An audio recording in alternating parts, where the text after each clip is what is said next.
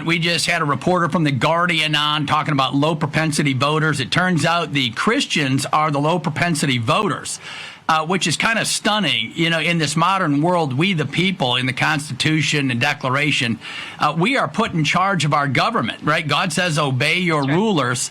And then he gave us the greatest gift that we are the rulers. We get to run this country.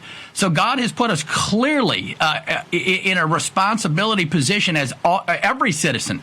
It's a duty and a command to vote and to run your government.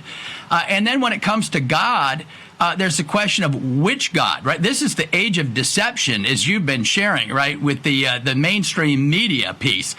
Right, the candidates, every candidate, what God do you believe in, right? In the Judeo-Christian West, it's the God of Abraham, Isaac, Jacob, and Jesus, right? And if the clearest way for folks to figure this out is to go visit the party platforms. Again, all political views are my own, but go check out the party platforms. And if there's no mention of God, and if your candidate hasn't ever mentioned God or a particular God in a tradition, then we might be chasing some false gods in this country. And in the Judeo-Christian West, God throws you in the desert for 400 years to get your head on straight if you make the wrong choice.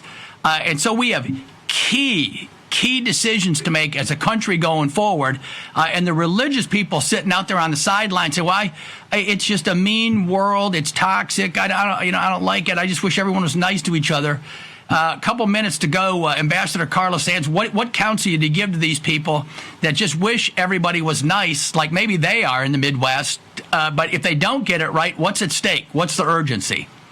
Well, first of all, there's a couple of books that people could read. One is Wolves in Sheep's Clothing. Another is Eric Taxis' Letter to the American Church, warning us that we are actually at that kind of pre-Nazi moment that Germany experienced, and that the churches, the pastors were silent about what were the atrocities and allowed the Nazis to take over. The totalitarian instinct of this administration, Kamala Harris, and she's to the left of Bernie Sanders, should give chills to every practicing Christian, every gun owner. She's radical. She's hiding it right now to get elected. Then she's going to roll it out if we're not successful in stopping her. And so if you are a pastor or close to a pastor, please reach out to them just today. Call them up, go see them, tell them that this is so important. I talk to the pastor of every church that I attend, and some of them tell me, "Oh, we are intentionally not being political." Well, let me tell you, you like your First Amendment and your religious freedom, it's not going to be there in a generation or less if you don't fight for it. Our Constitution is based on biblical principles. It put the people in charge of the government, not the powerful. It was revolutionary. It still is. It's worth protecting. If you're a gun owner, a churchgoer, I'm just asking you, don't just go to swampthevoteusa.com and TrumpForce47.com. Those are the campaign vehicles. But I'm telling you, it's not enough to pray.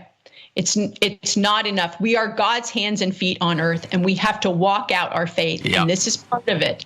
And so I'm calling on you, if you're a Christian, no matter what denomination, or if you're of another faith, but you practice it and you're faithful and you love your children and you don't want them transed, you don't want boys and girls sports, you want to protect the rule of law and not have a kind of banana republic Venezuela happening right here, because it's happening in front of our eyes.